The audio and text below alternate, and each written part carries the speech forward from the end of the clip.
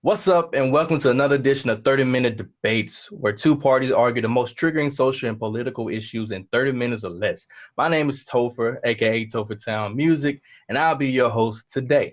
Today's topic is American Feminism Necessary in 2020. Let's introduce our contenders. Advocating for feminism is MK, also known as ImNotNatalie on TikTok. What's up with Hey. you? And advocating against feminism is Tyler, also known as TylerBluntman on TikTok. What's up with you, Doc? What's up, man? I'm glad to be here, ready to get started.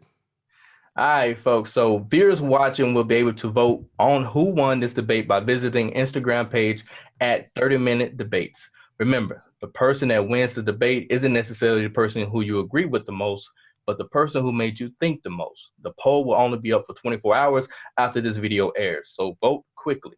Let me tell you how this is going to break down. Each of you will get 3 minutes to present your opening statements. After this, we will have 4 rounds of rebuttals, 5 minutes each. During each rebuttal, one person will lead the conversation as they see fit. When it's your time, you can ask your opponent questions, address their stance, or forfeit any remaining time that you may not wish to use. The debate would then conclude with 2-minute closing statements from each of you. Do you have any questions before we get started? I think I'm good. I'm all good, man. All right, MK, you're the first up to bat. You got your 3 minutes for your opening statement. Let's get it. All right.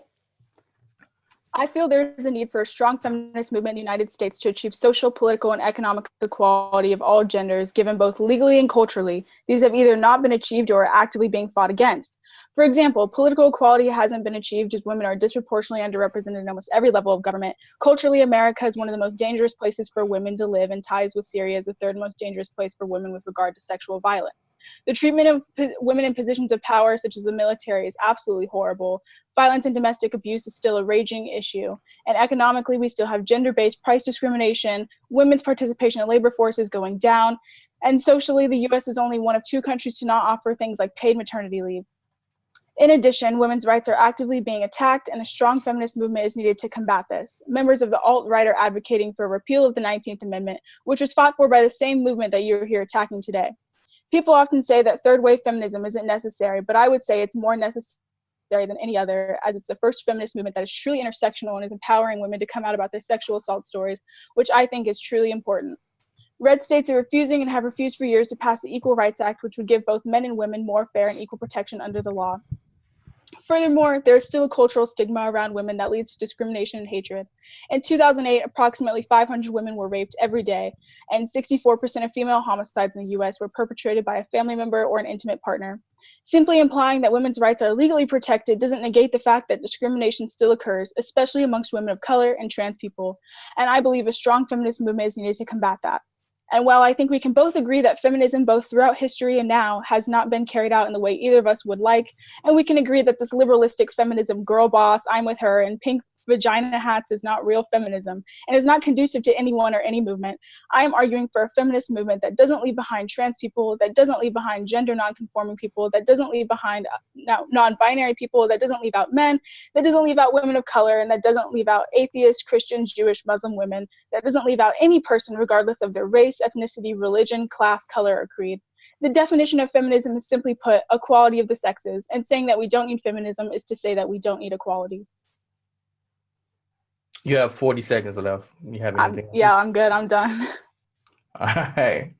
So she's going to forfeit that. Mouthful, huh? All right. Tyler, you ready, man? Yeah, man, I am ready. Okay. Go ahead with your opening statement now. So my name is TylerBluntman, and what I'm going to be arguing is that American feminism, specifically here in the United States, is completely unnecessary. So, and I'm going to contradict what MK just said. So that's not the definition of feminism. So the definition of feminism by the Oxford Dictionary, which is arguably the universally most respected dictionary for the English language, is the advocacy of women's rights on the basis of the equality of the sexes.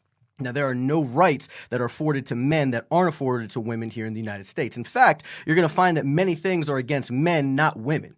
There's no affirmative action for men, yet there is for women. The U.S. government spends more money on the health of women than men, despite men dying earlier in 14 out of the 15 leading causes of death. We focus more on the depression of women, yet men are 3.5 times more likely to commit suicide than women. Most of the bachelor's and advanced degrees are attained by women, so schools are obviously doing better educating women than men.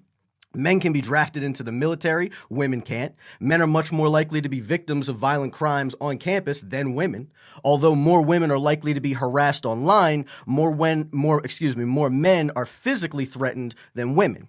Women with the same criminal history as men are less likely to be both convicted and serve jail time than men. We have numerous federal departments dedicated to the health of women, yet none to men. The gender pay gap does not exist. There's no reputable economist alive that takes it seriously. So I definitely challenge MK to argue its legitimacy.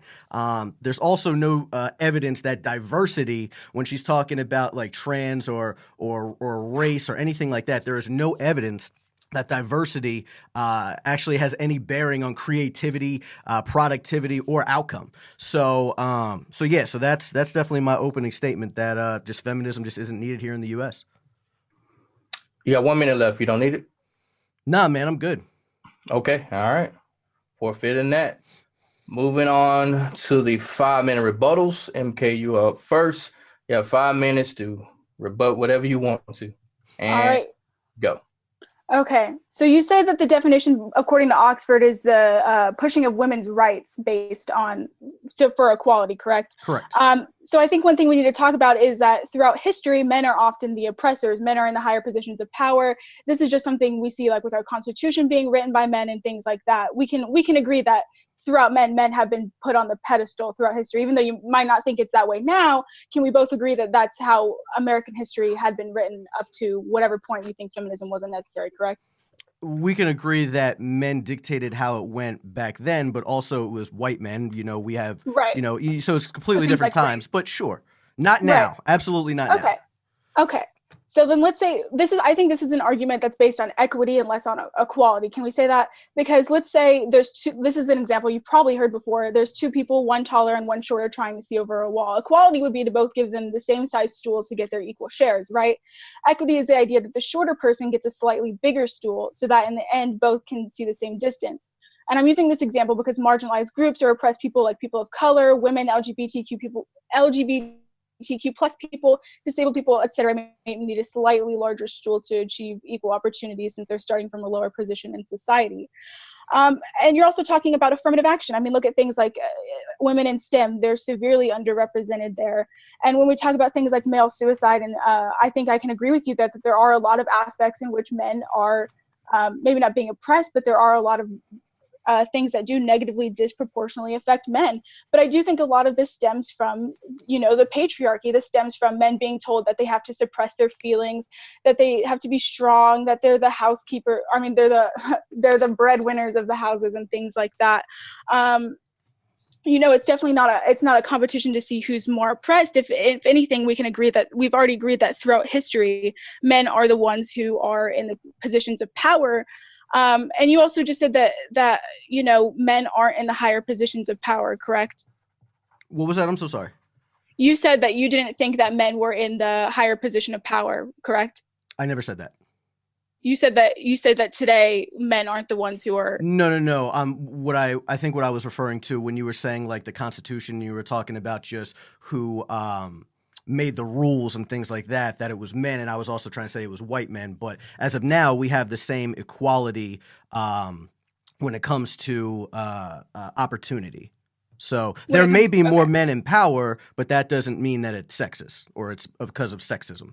So we agree that there's more men in power. Do you think it would be beneficial to keep a strong feminist movement to empower women to feel more as if they could, become participant? No, you don't think that? No, because as I just stated, there is no data, there is no statistical data that will show you that diversity, whether it's men and women or race or anything, diversity does not equate to better outcome. It doesn't equate to better productivity. It doesn't equate to better creativity, right? That's actually worse. Like what you're talking about, you want like equality of outcome. I want equality of opportunity.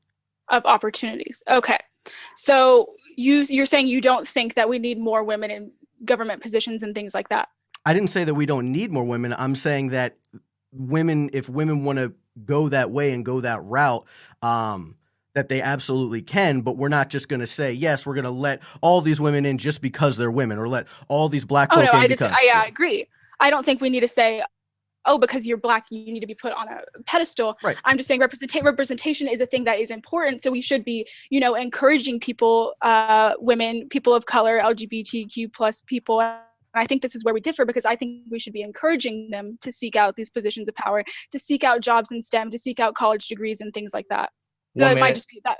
Just 1 minute left. Okay, cool. That might just be a place that we differ. Also with the draft, I think we can agree there that is something that is inherently, I think that's even sexist towards both sides, which sounds odd, but I think it's sexist to say that women can't go out and fight for our country, but men can. I also think it's sexist towards men because, they're not the only ones who have to fight for this country, correct? On my opinion, I think there should be no draft, but if we're going to have a draft, I do think women should be included for true equality. Can I answer? This is your time, so I don't know. So I don't want to take up any of your time. If you have a response to that, you can go ahead. Okay, yeah. So I would disagree because it's completely separate. So you're talking about men don't have the choice. You're talking about feminism, which is really just the choice for women. Men do not have a choice. The government can force us into the draft. They cannot force women into the draft. Time. So I guess you can go ahead and continue on your 5-minute rebuttal if you want to, Tyler. Okay, let me know when I'm good. All right, 5 minutes and go.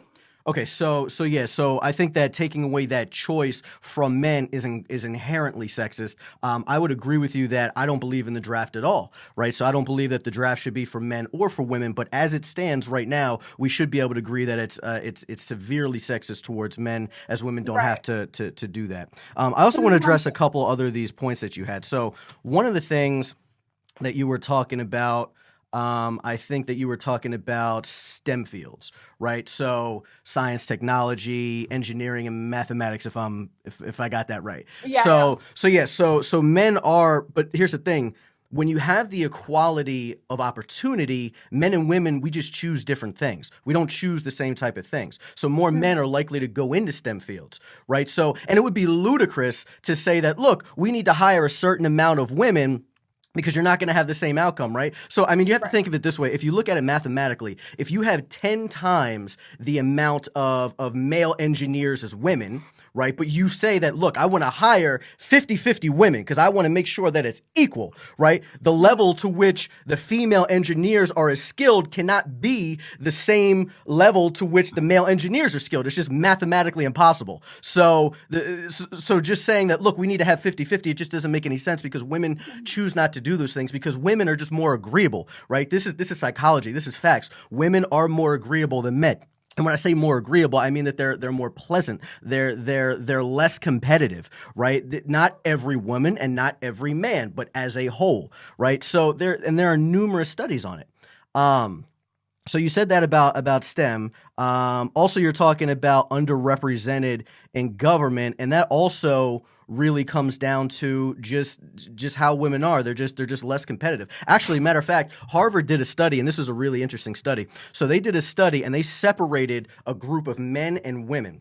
And they asked to perform a task under a non-competitive piece rate compensation versus a competitive tournament incentive compensation. And what they found was that no differences between performance or winning, right? Men and women are pretty much the same, but 73% of men select the more aggressive competitive compensation, whereas only 35% of women do. Women are really averse to risk-taking. Men are just more risk-takers, especially when it comes to anything financial, right? In this same study, they found that even against their best interest, even against men's best interest, the low-ability men entered the competitive tournament too often, and high-ability women just didn't enter enough. So, women are clearly less competitive. They're more, they want more security as opposed to taking that risk that comes with those STEM searches when it comes to sales, when it comes to being an entrepreneur, right? So They're really just less competitive. Also, you were talking about things like men being told that they're the breadwinners and things like this. I really like to stray away from the anecdotal because you don't really have any data or anything that can back it up. That's really just, oh well, I see this from someone. Excuse me? That's more of just like a cultural idea, yeah. Right, but I could say the opposite, right? I mean, if we don't have data to back it up, it's really just your experiences and what you see versus my experiences and what I see, right? Mm-hmm. Right. So that I think that's kind of just irrelevant. But Topher, how much time do I have left? 1:20. 1:20. Okay. So I'd like to ask you a question though. A couple questions if I can get some in. So, do you believe in the gender pay gap? Not necessarily, no. I don't think it's just people being discriminated against in pay, but I do think that there are other factors that go into it, such as like pregnancies and maternity leaves that can often, work hours have been found to be a contributor to that and things like that. What do you mean? So then it wouldn't be against men, so it would just be women's choice? It could be, yeah. Okay. It's very multifaceted. It's not necessarily just an employer chooses to pay women less than men. Okay, so you don't believe in that, right? Not necessarily, no. You don't believe that women make 70 cents on the dollar as men the way that the way that they've come up with that answer, right? I mean, according to the Bureau of Labor Statistics, that is like the stat that that's the median, right? They take all of the income, right? That is the stat that they use. But however, there's not a lot of economists or research behind that say that there aren't factors that go into that.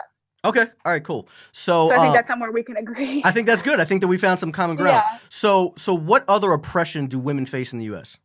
Men are more, sorry, hold on. 95%, I think in our criminal justice system, 95% of sexual assault cases aren't even brought forward to the police. I think that's something that the Me Too movement has encouraged women to. Time. Yo, my man Topher, can you let us know when we got like 30 seconds left? 30. I gave y'all a minute. Yo, I need 30 seconds. I need 30 seconds. You need 32? No. I don't need 30 seconds more. I'm just saying, let me know when there's like 30 seconds left, because it starts to get real. But I appreciate it, moderator. Hey man, I'm just trying to stay out of the crosshairs, if that makes sense, man. It's all good. I got you. MK is your rebuttal's next, so you got 5 minutes. Ready? Yeah, sure. I'll just kind of continue with what I was saying there. I was talking about sexual assault, and I think that's something that third wave feminism has kind of helped with the Me Too movement and things like that, and even second wave feminism. And I mean, look at, like I touched on this in my opening statement, the alt-right is trying to repeal the 19th Amendment. People said feminism wasn't necessary in the first two waves, and I think we can both agree that those waves were necessary. I'm so sorry to interrupt. I don't mean to interrupt, but can I ask you a question? Yeah. Okay, so when you talk about like the alt-right is trying to repeal like the 19th Amendment, like do we know how many people that is? I mean that's like a marginal group of people. It's not like it's not like most men, right? Right. I'm not saying it's most people, or obviously the majority of people don't want to repeal the 19th Amendment, right? That would be ridiculous. But I think the fact that there is always that threat there isn't the exact reason why we need something like feminism to combat that. Because if the US didn't have a strong sense of feminism, if we didn't know that men and women were equal, that men and women had equal voting rights, if we didn't know that minorities had equal voting rights to white people, as it wasn't always that way, I think if we didn't have those ideas, if we didn't have those things set, if we didn't have a strong sense of feminism to be kind of on the offensive, maybe not always working as a defense, but if we didn't have that strong sense of feminism, then that could be a real possibility, because you're saying that feminism isn't necessary. However, feminism is clearly still necessary as long as there is that threat there, as long as there are places that are worse, as long as there are people who want to do things like repeal the 19th Amendment. So can I just go ahead and ask you a couple questions too real fast? Of course. So when exactly would you say that you think feminism stopped being necessary? I think feminism has stopped being necessary. I mean, I would say right around the right to vote would have been pretty much unnecessary. And even then, I mean, there's a lot of conflicting articles on that. There's a lot of conflicting studies on that. There are a lot of studies that'll tell you that the majority of women didn't even want to vote, because with the right to vote, that they may have to be drafted into the military, and the majority of women didn't want to do that, right? So there's a lot of conflicting studies then, but yeah, really at the right to vote, I don't see any need for any feminism. So well, when the 19th Amendment was passed, Native American women couldn't vote, African American women. Yeah, I think it was Native like American 1965 when it was fully for everyone. The vote, Yeah. So maybe like the Voting Rights Act Yeah. instead of the 19th Amendment, correct? Correct. Okay. Okay. So would you agree that actually, we kind of already touched on that. Never mind. Can we agree that sexual assault and domestic violence against women is an issue in this country? I would say. Would you agree that that's something as a country that we need to work on being better? Are you talking about on campus or just as a whole? Or just as a general, just as a country? I think that the studies show that more women are victims of sexual assault and rape. However, that's only if you do not count prisons, because if you count prisons, then males are actually more likely to be sexually assaulted and raped. So I would say, yes, the studies do show that. However, just to combat that, I would also say that men are just more likely to be victims of any assault, right? Of any assault. So, yeah. Okay. So we agree that rape is clearly an issue in our country. Right. But that's not, but the thing is that we have laws against it and we prosecute people for that. We don't have a rape culture here, right? If we had a rape culture, that would be like we were living in Afghanistan, where in Afghanistan they have spousal rape, right? So like women are subjugated to their men, like to their husbands. They have to perform like their men's sexual desires. We don't have that here, right? Right. Right. So we don't have rape culture. I think it's kind of interesting that you said that we prosecute them, which out of every 1,000 sexual predators, 995 of them would walk free. I don't think we prosecute them as much as we should. There is an issue in this country with letting rapists and sexual assaulters walk free. Well, that's because you need evidence, right? You need to have evidence. You can't just say that someone said that, oh, someone sexually assaulted me, and then say, oh, this counts as it, and then now we need to prosecute that person. No, we need actual evidence. So. Well, I mean, sexual perpetrators get off more than any other type of crime. And I would say, in my opinion, that is an issue. I'd say it's an issue. I would agree with you that it's an issue. But I would also say that rape is, when it comes to prosecuting under the law, it's really difficult because I think in most rape cases, and I think that you might agree with me, is 30 that seconds. It's like it's like he said versus she said. You know what I mean? So it's hard to prove and also to disprove. Yeah. And oftentimes the burden of proof is on the woman to prove that she has been sexually assaulted, because that's just how our system works. Yeah, I don't really have anything else for my. Okay, cool. All right, so Tyler. Yeah. You ready, man? Got 5 minutes for your rebuttal. All right. So, what, do you believe in the claim like that? Because there's a lot of claims that like 1 in 5 women on campus are sexually assaulted and things like that. Or do you believe in things like that? Campus, I'm not entirely sure. I haven't looked into campus rape as much, but if that's the statistic, then I guess that's the statistic. Okay. So I'd like to ask you a question, and it's a question that was asked. So they have this study, and it says that 1 in 5 women in campus are sexually assaulted. This was also by the CDC. So they said that 1 in 5 women are. So, but here's like a question that they asked. I want to ask you. You don't have to answer this question, but I want to know if you think that there's any issue with this question. So, have you ever had sexual contact while drunk, high, drugged, or passed out and unable to consent? Are you asking me? Or are you just saying? No, I'm asking you if you see any issue with that question. Yes. What's the issue? Well, because obviously whether you're drunk or high doesn't negate whether you gave consent or not. So I do think that I think you probably agree with me on this. Right. That is kind of a bit of a loaded question. It's a severely loaded question. So this is why, like, when you see statistics a lot, when it says all these women have been sexually assaulted, all these women have been raped. I mean, in the same study that many women, I'm glad that we have some common ground on that. Many women don't understand that they also include like attempted, forced, or unwanted kissing as part of this sexual assault and rape. They classify it the same way, right? Like unwanted kissing. I mean, that's pretty like ludicrous. Like we can agree on that, right? I mean, that could be constituted as sexual assault. Would you put it in the same category as rape? No, but it is still technically sexually assault, in my opinion. Okay. I mean, if it's unwanted, I mean, it's not the same thing as force, but I understand what you're saying. Okay. So tell me this. Another question, if you're up for it. Can you tell me that despite men being more likely to commit suicide, more likely to die before women, more likely to be victims of assault, we have no federal programs dedicated towards men, but we have many for women? I think this is somewhere, again, we can agree that we should have. I think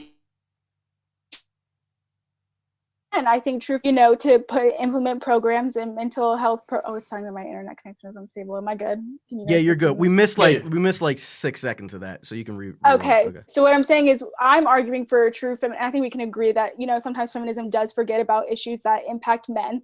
I think feminism It should sounds like you include agree men. with me a lot, so I don't really Right. understand why So you this is the believe in thing, is feminism if you agree with me so much.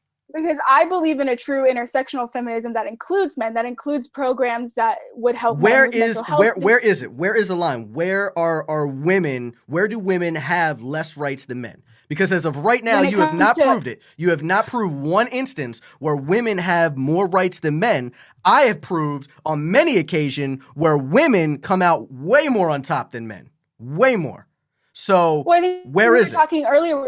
We were talking earlier about, representation. Hold on, real quick. I'm so representation. sorry. Just because it's my last 5 minutes, I'm so sorry. But one of the You're other good. things You I can wanted keep to attack going. is because you were talking about admittance in the military and the fact that, like, I feel like you don't understand also that we had to lower the physical requirements needed just for women to get in the military. Women couldn't compete. Women could not get into the military because they couldn't come to man standards, right? So we even lowered the physical requirements just for women to get into the military. That's also, and Topher can probably even acknowledge that because he's from the military. But I know I'm not going to bring him in because I don't want him to talk about it. But what I'm saying is that we even lowered it. So to say that, like, to even have that as an objection, like, oh, well, women can't get into the military because of whatever. We lowered it. We lowered it. Just so we lowered it there. We lowered it in firemen, right? So we've done all this stuff, and that's for equality of outcome, which is dangerous. You're talking about the military where people have to be able to have, like, men or women on their backs and bring them out of danger,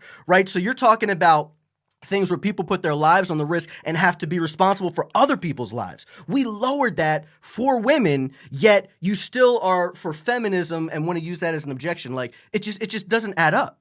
It doesn't add up. Can you just 30 seconds. clarify can you clarify, like, when I use, like, the military as You said that the admittance? admittance was too low for women in the military.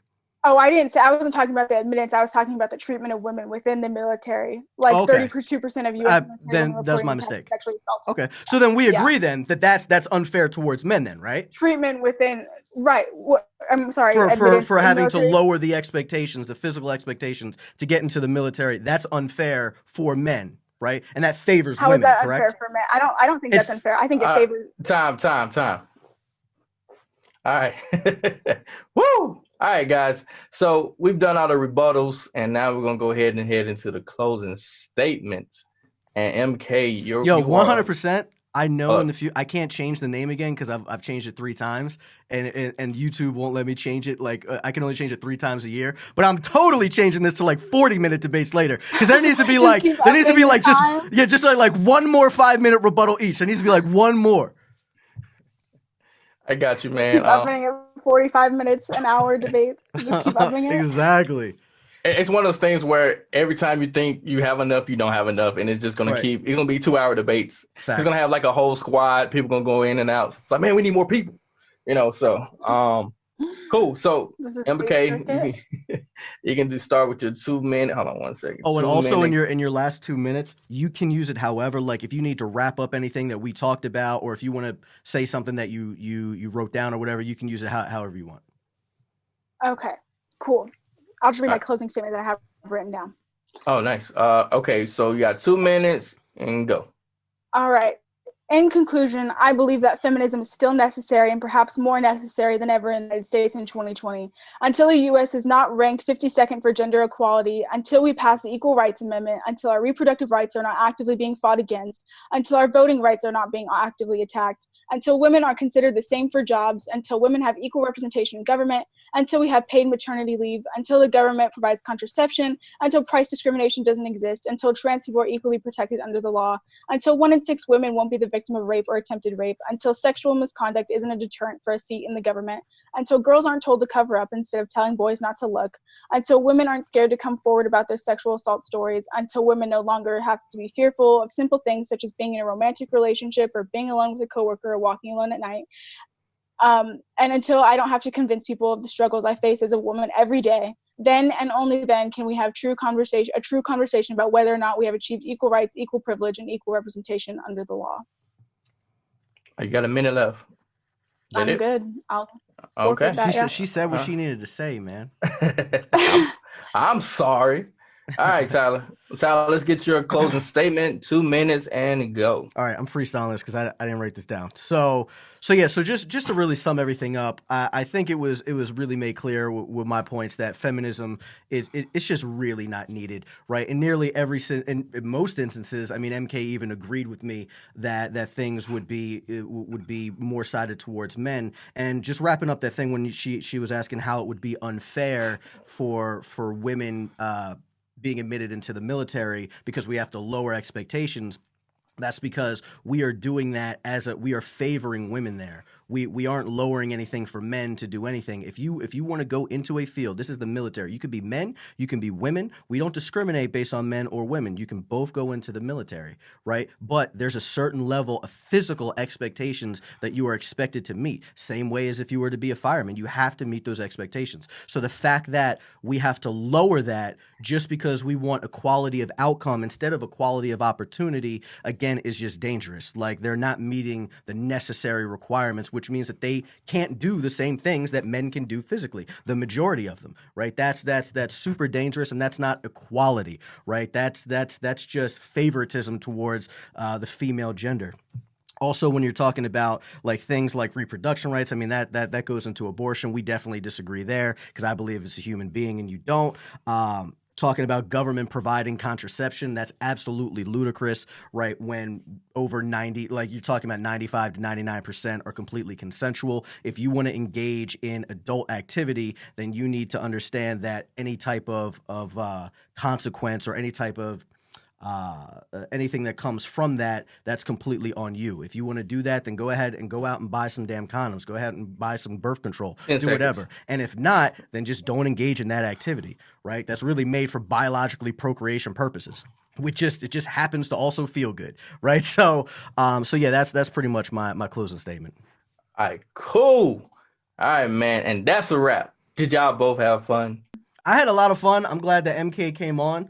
I'm glad that she was willing to engage in this topic. Always. Were everything good? Did you feel?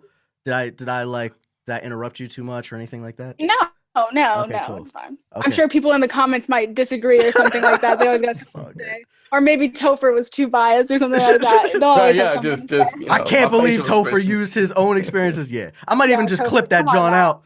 But yeah, so cool. I bet. So let me go ahead and finish wrapping this up, everybody.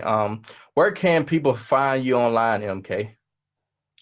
You can follow me on TikTok at ImNotNatalie. You can follow me on Instagram and Twitter at MKHartso. My Venmo is MKHartso. You never know. I'm just kidding. So yeah. Or my YouTube, MKHartso. Or also the leftists on TikTok. I'm part of the formerly known Liberal Hype House. You can go follow them too. Cool. Tyler, where can they find you online, man? Yeah, man, I'm pretty much on every platform at TylerBluntman. Topher pretty much talked me into creating a TikTok 3 weeks ago. So that's pretty much my main thing. It's pretty awesome. So you can follow me at TylerBluntman on TikTok, TylerBluntman on YouTube and Instagram as well. Cool. What about you listening at home? Who had the better arguments? Remember, you can vote on who you think won on the Instagram page at 30-minute debates. But the poll is only open for 24 hours, so make sure you vote quickly. And if you enjoyed this debate and want to hear more, make sure you follow our IG and YouTube at 30-minute debates. And to see my own personal content, you can find me at Topher Town Music. Y'all know I'm the face of conservatism on TikTok. Yes, sir. But until next time, peace.